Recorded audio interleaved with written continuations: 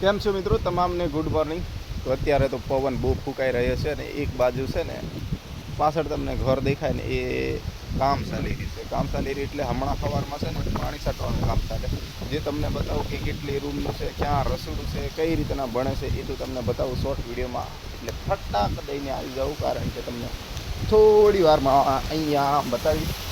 અહીંયા તમને દેખાય છે ને આ બાજુ એક આ રૂમ છે, આ રસોડું, આ રૂમ, પછી આ જો વચ્ચે દેખાય ને અહીંયાથી આ બાજુ એક દરવાજો છે, આ દરવાજો, પેલી બાજુ દરવાજો, એટલે આ વચ્ચે હોલ.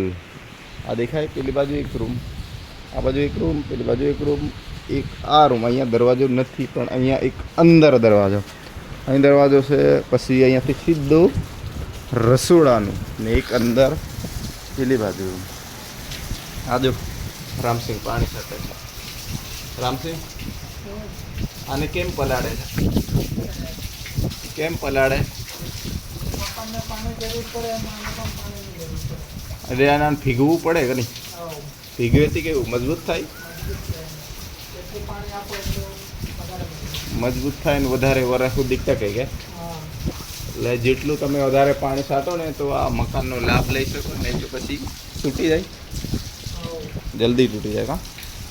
તો આ જો આ રામસિંહ પાણી સાથે પછી આવે તો સ્લીપ ભરવાની તૈયારી થશે, કારણ કે પ્લેટો લાગશે. અહીંયાથી તમને બતાડ્યું કે કેવું દેખાય. અહીંયા હોલ દેખાય, રૂમ દેખાય. હવે પેલી બાજુ થોડા જઈને તમને બતાવું ને તો પાછળની સાઈડ છે. જો પાછળની સાઈડ અહીંયાથી તમને બતાવું, આ જો ખાય આ છે પાછળની સાઈડ.